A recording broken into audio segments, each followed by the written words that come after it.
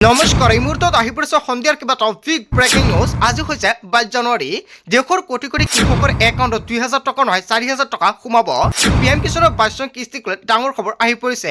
অৰুণোদয়ৰ প্ৰতিজন হিতাধিকাৰীৰ একাউণ্টত 8000 টকা নাপাব।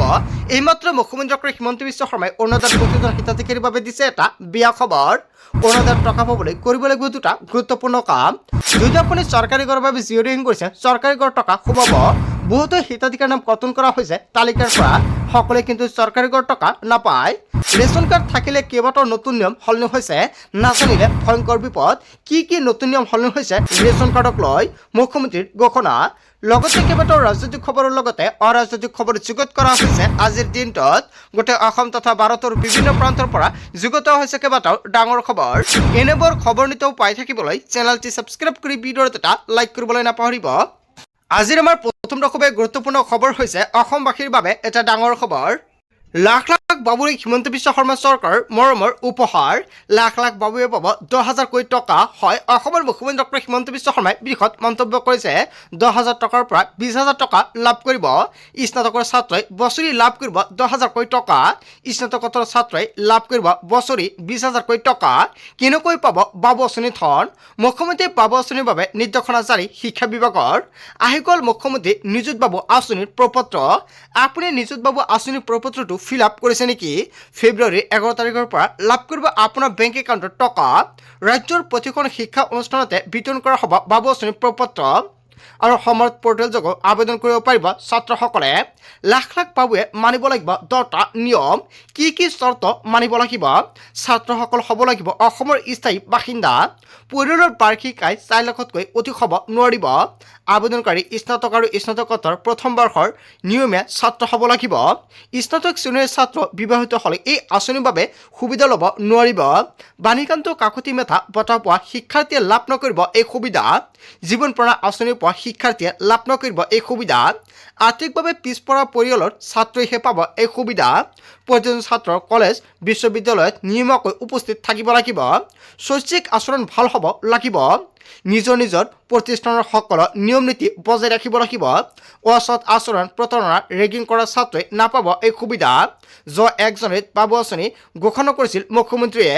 আৰু লাখ লাখ বাবুলৈ মুখ্যমন্ত্ৰী ডক্টৰ হিমন্ত বিশ্ব শৰ্মাই বান্ধি দিছে SOP। তাৰপিছত অসমবাসী ৰাজুক জনাইছো আমাৰ পৰৱৰ্তী খুবেই গুৰুত্বপূৰ্ণ খবৰ, লগতে ডাঙৰ খবৰ। জীৱিত ব্যক্তিক মৃত হোৱা যায় ভোটাৰ তালিকাৰ পৰা নাম কৰ্তন। ৰাজ্যত ভয়ংকৰভাৱে নাম কৰ্তন হৈ আছে ভোটাৰ তালিকাৰ পৰা। এতিয়া চেক কৰক আপোনাৰ নাম কৰ্তন কৰিছে নেকি ভোটাৰ তালিকাৰ পৰা। আপুনি কেনেকৈ চেক কৰিব? এছাৰ খিলঞ্জীয়া মুছলমানৰ নাম কটাক লৈ তেজপুৰত হাহাকাৰ পৰিস্থিতিৰ সৃষ্টি হৈছে। ষড়যন্ত্ৰ কৰি গৰীয়া মুছলমানৰ নাম কটাৰ অভিযোগ উত্থাপিত হৈছে। ভোট কটাক লৈ নিশা উত্তেজনাময় পৰিৱেশৰ সৃষ্টি হৈছে। মৃত বুলি 150 মানুহৰ নাম কটা গ'ল তেজপুৰত। আৰু তেজপুৰৰ হাৰিগাঁও শইকীয়া চুবুৰী মুছলমান গাঁৱত উত্তপ্ত পৰিস্থিতিৰ সৃষ্টি হৈছে। 400 বছৰতকৈ অধিক পুৰণি গাঁৱত থকা মুছলমানৰ নাম কৰ্তন। ৰমেশ নায়ক নামৰ BLৰ বিৰুদ্ধে উঠিছে ভয়ংকৰ অভিযোগ। কোনো চৰকাৰী চাকৰি আৰু কোনো আকৌ খোলপোলৰ দোকানী মুছলমান হোৱাৰ বাবে অত্যাচাৰ কৰাৰ অভিযোগ উত্থাপিত হৈছে। পিতৃ মাতৃৰ নাম থকাৰ বিপৰীতে কটা হ'ল পুত্ৰৰ নাম। বিসংগতি আৰু ষড়যন্ত্ৰৰ বিৰুদ্ধে খিলঞ্জীয়া মুছলমানৰ তীব্ৰ প্ৰতিবাদ। এগৰাকী মহিলাৰ ফেচবুক লাইভত পোহৰলৈ আহিছে বিস্ফোৰক তথ্য। জীৱিত ব্যক্তিক মৃত্যু সজাই ভোটাৰ তালিকাৰ পৰা নাম কৰ্তন। হয়, আপোনাৰ গাঁও বা অঞ্চলত এনেকুৱাকৈ দুৰ্নীতি সংঘটিত হৈছে নেকি?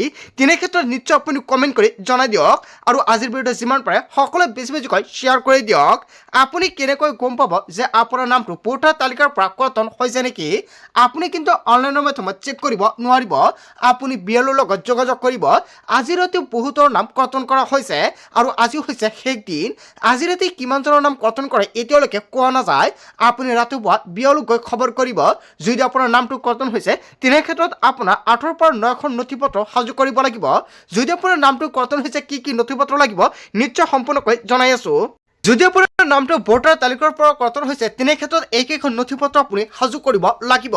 Number 1 voter ID card, number 2 Aadhaar card, number 3 PAN card, number 4 ration card, number 5 জন্মৰ প্ৰমাণপত্ৰ যদি আছে আপুনি লৈ যাব। নম্বৰ 6ত উল্লেখ কৰা হৈছে 2005 চনৰ ভোটাৰ তালিকা য'ত আপোনাৰ নাম আছে। নম্বৰ 7 মাটিৰ জমাবন্দী কপি যদি কিবা দলিল আছে তেনে ক্ষেত্ৰত আপুনি লৈ যাব। নম্বৰ 8ত উল্লেখ কৰা আছে 1966 চনৰ ভোটাৰ তালিকা বা আন ভোটাৰ তালিকা যদি আছে লৈ যাব য'ত আপোনাৰ ককা আইতা দেউতা মাৰ নাম আছে। আচলতে লিংক থকা কাগজ পাতি লৈ যাব আপুনি। সকলো কাগজ পাতি অৰিজিনেল লৈ যাব। জেৰক্স কাগজ লৈ গৈ লাভ নাই। লোৱা নোলোৱা একই কথা। এনেকুৱাকৈ এটা ডাঙৰ খবৰ আহি পৰিছে। যদি আপোনাৰ নামটো তালিকাৰ পৰা কৰ্তন হৈছে তেনে ক্ষেত্ৰত এইকেইখন নথি পত্ৰ আপুনি সাজু হওক। হিয়াৰিঙৰ সময়ত এইকেইখন নথি পত্ৰ লাগিব। যদি আপুনি এইকেইখন নথি পত্ৰ লৈ যায় তেনে ক্ষেত্ৰত নিশ্চয় আপোনাৰ নামটো অন্তৰ্ভুক্ত কৰিব পাৰিব আপুনি। আজিৰ ভিডিঅ'ত যিমান পাৰে সকলোৱে বেছিকৈ শ্বেয়াৰ কৰি দিব যাতে সকলোৱে নামটো অন্তৰ্ভুক্ত কৰাই লৈ ল'ব পাৰে। কেতিয়া হিয়াৰিং হ'ব সেইটো আপুনি বিএলঅ'ৰ লগত খবৰ কৰিব। তাৰপিছত অসমবাসী ৰাজুক জনসমৰ পৰৱৰ্তী খুবেই গুৰুত্বপূৰ্ণ খবৰ লগতে ডাঙৰ খবৰ ভোটাৰ তালিকাত নাম কটা গ'ল অগপৰ নেতাৰ। ৰাজ্যত চলি থকা এছআৰ প্ৰক্ৰিয়াৰ মাজতে এটা ভয়ংকৰ খবৰ আহি পৰিছে। হয়, স্পেচিয়েল ৰিভিজনৰ প্ৰক্ৰিয়াৰ মাজতে এটা চাঞ্চল্যকৰ ঘটনা সংঘটিত হৈছে।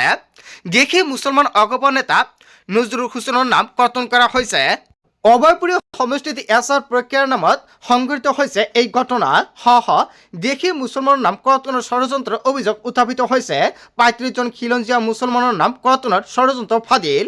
অভয়পুৰী সমষ্টিৰ দক্ষিণ দেওহাটী আৰু চৌতাকী গাঁৱত এই ঘটনা সংঘটিত হৈছে।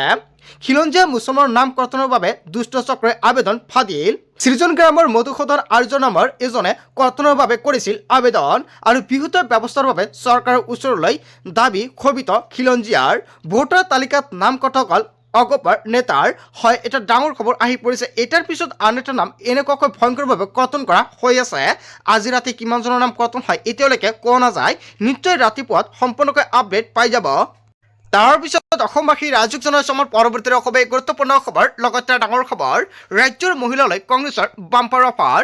উন্নততকৈ 4 গুণ বেছি ধন দিব চৰকাৰে। হয়, কংগ্ৰেছ চৰকাৰ গঠন কৰিলে এইসমূহ সুবিধা প্ৰদান কৰিব অৰ্থাৎ 5,000কৈ টকা দিব ৰাজ্যৰ মহিলাক। কংগ্ৰেছ চৰকাৰ আহিলে মহিলা পাব 4 গুণ সুবিধা।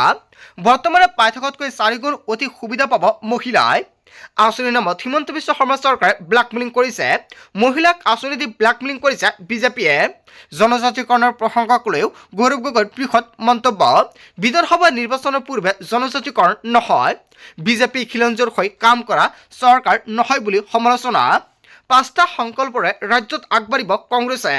গৌৰৱ গগৈৰ নেতৃত্বত কংগ্ৰেছে গুৰুত্ব দিব 5টা বিষয়ত। শিক্ষা আৰু চিকিৎসাৰ ক্ষেত্ৰত প্ৰথমটো সংকল্প হাতত লৈছে। নম্বৰ 2ত কোৱা হৈছে চৰকাৰৰ কামত আধুনিকীকৰণ। দ্বিতীয় সংকল্প। কংগ্ৰেছৰ তৃতীয় সংকল্প হৈছে অৰ্থনৈতিক পৰিৱৰ্তন। কংগ্ৰেছৰ চতুৰ্থ সংকল্প হৈছে অপৰাধ নিয়ন্ত্ৰণ। কংগ্ৰেছৰ পঞ্চমটো সংকল্প হৈছে যুৱকসকলক লৈ। আনুষ্ঠানিকভাৱে জনালে APCCৰ সভাপতি গৌৰৱ গগৈ। তাৰপিছত অসমবাসী ৰাজুক জনসমৰ পৰৱৰ্তী খুবেই গুৰুত্বপূৰ্ণ খবৰ লগতে ডাঙৰ খবৰ হাজাৰ হাজাৰ সংখ্যালঘুলোকে লাভ কৰিব ভূমিৰ পট্টা।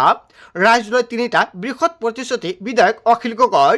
বিৰোধীৰ চৰকাৰ আহিলে পূৰণ কৰা হ'ব 3টা প্ৰতিশ্ৰুতি। বছৰত 3বাৰ খেতি কৰিবৰ বাবে দিয়া হ'ব পানীৰ যোগান। কেৱল এয়াই নহয়, 3বাৰ খেতি কৰিলে মাফ কৰি দিয়া হ'ব খেতি মাটিৰ খাজনা। প্ৰতিখন গাঁৱত প্ৰদান কৰা হ'ব 5খনকৈ ট্ৰেক্টৰ। আৰু ঠিঙত বৃহৎ ঘোষণা কৰিছে বিধায়ক অখিল গগৈয়ে। হাজাৰ হাজাৰ সংখ্যালঘু লোকে লাভ কৰিব ভূমিৰ পট্টা। এনেকুৱাকৈ ৰাজ্যলৈ 3টা বৃহৎ প্ৰতিশ্ৰুতি প্ৰদান কৰিছে বিধায়ক অখিল গগৈয়ে। বিধায়ক অখিল গগৈয়ে যি প্ৰতিশ্ৰুতি প্ৰদান কৰিছে জনতাই কি ক'ব? যদি জনতাৰ কিবা মন্তব্য কৰিব লগা থাকে আপোনালোকৰ মন্তব্যটো নিশ্চয় কমেণ্ট কৰি জনাই দিব। তাৰপিছত অসমবাসী ৰাজুক জনসমৰ পৰৱৰ্তী খুবেই গুৰুত্বপূৰ্ণ খবৰ লগতে ডাঙৰ খবৰ চৰকাৰে বন্ধ কৰিব নোৱাৰিব মাদ্ৰাছা। অবৈধ বুলি কৈ বন্ধ কৰা মাদ্ৰাছা খোলাৰ নিৰ্দেশনা জাৰি কৰিছে। বিজেপি চৰকাৰে কোনো মাদ্ৰাছা অবৈধ বুলি কৰিব নোৱাৰিব বন্ধ। মাদ্ৰাছা সন্দৰ্ভত এলাহাবাদ উচ্চ ন্যায়ালয়ৰ বৃহৎ ৰায়দান। স্বীকৃতি নোপোৱা বুলি বন্ধ কৰা মাদ্ৰাছা 24 ঘণ্টাত খোলাৰ নিৰ্দেশনা। মাদ্ৰাছালৈ বৃহৎ সকাহ ন্যায়ালয়ৰ। নিৰ্দেশনাৰ পাছতে হাজাৰ হাজাৰ মাদ্ৰাছা আঁতৰিব পাৰে নিষেধাজ্ঞা। এলাহাবাদ উচ্চ ন্যায়ালয়ৰ লক্ষ্ণৌ খণ্ড বিচাৰপীঠৰ এই ৰায়দান। উত্তৰ প্ৰদেশত প্ৰায় 16,540 স্বীকৃতিপ্ৰাপ্ত মাদ্ৰাছা আছে। 2017 চনত মাদ্ৰাছাসমূহৰ স্বীকৃতি বাতিল কৰিছিল চৰকাৰে আৰু কেইবাখনো জিলাৰ শ মাদ্ৰাছা কৰা হৈছিল ধ্বংস। আইন অনুসৰি স্বীকৃতি নোপোৱা মাদ্ৰাছা বন্ধ কৰিব নোৱাৰিব। চৰকাৰে বন্ধ কৰিব নোৱাৰিব মাদ্ৰাছা। অবৈধ বুলি কৈ বন্ধ কৰা মাদ্ৰাছা খোলাৰ নিৰ্দেশনা জাৰি কৰিছে এলাহাবাদ উচ্চ ন্যায়ালয়ে। তাৰ পিছত অসমবাসী ৰাজ্যক জনাইছো আমাৰ পৰৱৰ্তী খুবেই গুৰুত্বপূৰ্ণ খবৰ লগতে ডাঙৰ খবৰ হিমন্ত বিশ্ব শৰ্মাই হ'ব ৰাজ্যৰ পৰৱৰ্তী মুখ্যমন্ত্ৰী 2026 পুনৰ মুখ্যমন্ত্ৰীৰ আসনত বহিব হিমন্ত বিশ্ব শৰ্মাই তিনিওকৈ হ'ব হিমন্ত বিশ্ব শৰ্মাৰ ডাঙৰ প্ৰত্যাহ্বান নেওচি হিমন্ত বিশ্ব শৰ্মাই হ'ব মুখ্যমন্ত্ৰী হিমন্ত বিশ্ব শৰ্মাৰ ৰাশি হৈছে কৰ্কট ৰাশিৰ বাবে শুনো বহুত বেছি পজিটিভ প্ৰত্যাহ্বানৰ মাজেদি হিমন্ত বিশ্ব শৰ্মাই পুনৰ মুখ্যমন্ত্ৰীৰ গাদীত অখিল গগৈ লুৰিণজ্যোতি গগৈ চিন্তা শক্তি দুৰ্বল হিমন্ত বিশ্ব শৰ্মা কেৱল গৌৰৱ গগৈহে প্ৰত্যাহ্বান জনাব 29 মেৰ ভিতৰত নিৰ্বাচন হ'ব লাগিব 2038 চনলৈকে ভাল হিমন্ত বিশ্ব শৰ্মাৰ লুৰিণজ্যোতি গগৈৰ অখিল গগৈৰ সৈতে মিত্ৰতা হোৱাটো সম্ভৱ নহয় ভৱিষ্যতবাণী কালচক্ৰ এনেকুৱাকৈ পূৰ্ণাংগ পঞ্জিকাৰ জ্যোতিষীৰ হয় জ্যোতিষী যিটো ভৱিষ্যতবাণী কৰিছে জনতাই কি ক'ব যদি জনতাৰ কিবা মন্তব্য কৰিব লগা থাকে আপোনালোকৰ মন্তব্যটো নিশ্চয় কমেণ্ট কৰি জনাই দিব তাৰ পিছত অসমবাসী ৰাজ্যক জনাইছো আমাৰ পৰৱৰ্তী খুবেই গুৰুত্বপূৰ্ণ খবৰ লগতে ডাঙৰ খবৰ ভোটাৰ তালিকাৰ এচাৰৰ বিৰুদ্ধে জিলাই আমচুৰ ভয়ংকৰ প্ৰতিবাদ বিসংগতি আৰু চৰকাৰী ষড়যন্ত্ৰৰ বন্ধৰ দাবীত আমচুৰ বিক্ষোভ ভোটাৰ তালিকাৰ পৰা হাজাৰ লোকৰ নাম কৰ্তনৰ অভিযোগ উত্থাপিত হৈছে ভুৱা অভিযোগেৰে প্ৰকৃত ভাৰতীয় হাৰশাস্তিৰ অভিযোগ BLO নিৰ্বাচনী বিষয়ৰ বিৰুদ্ধে আদালতলৈ যোৱাৰ হুংকাৰ প্ৰতিবাদস্থলীৰ পৰাই আমচুৱে বান্ধি দিলে 8টাকৈ দাবী NRCত নাম থকা আৰু নথকা সকলৰ নাম ভোটাৰ তালিকাত অন্তৰ্ভুক্ত কৰক উচ্ছেদৰ বলি হৈ বাসস্থান সলনি কৰা সকলৰ কৰ্তন নকৰিব নাম বাসস্থান সলনি কৰাসকলক ফৰ্ম 8 দাখিল কৰাৰ অনুমতি প্ৰদান কৰক NRCত বঞ্চিতসকলৰ আইনগত উপায় সম্পূৰ্ণ নকৰাকৈ নাম ৰাখক ভোটাৰ আপত্তি থাকিলে শুনানিৰ বাবে উপযুক্ত সময় দিয়ক আপত্তি দাখিল কৰা সকলৰ বিৰুদ্ধে আইনগত ব্যৱস্থা লওক স্বেচ্ছাচাৰী আপত্তিসমূহ নোটিছ জাৰি নকৰাকৈ খাৰিজ কৰক ভোটাৰ তালিকাৰ এচাৰৰ বিৰুদ্ধে জিলাই আমচুৰ ভয়ংকৰ প্ৰতিবাদ হয় এচাৰৰ জৰিয়তে ভয়ংকৰভাৱে এনেকুৱাকৈ ভয়ংকৰ পৰিস্থিতিৰ সৃষ্টি হৈছে ৰাজ্যত যিটো ক'ব নোহোৱা হৈ গৈছে বন্ধু বান্ধৱীসকল গোটেই অসম তথা ভাৰতৰ বিভিন্ন প্ৰান্তৰ পৰা যুগত হৈছে কেইবাটাও ডাঙৰ খবৰ এনেবোৰ খবৰ নিতৌ পাই থাকিবলৈ চেনেলটি ছাবস্ক্ৰাইব কৰি ভিডিঅ'ত এটা লাইক কৰিবলৈ নাপাহৰিব সো থ্যাংক ইউ ফৰ ৱাচিং ফুল ভিডিঅ'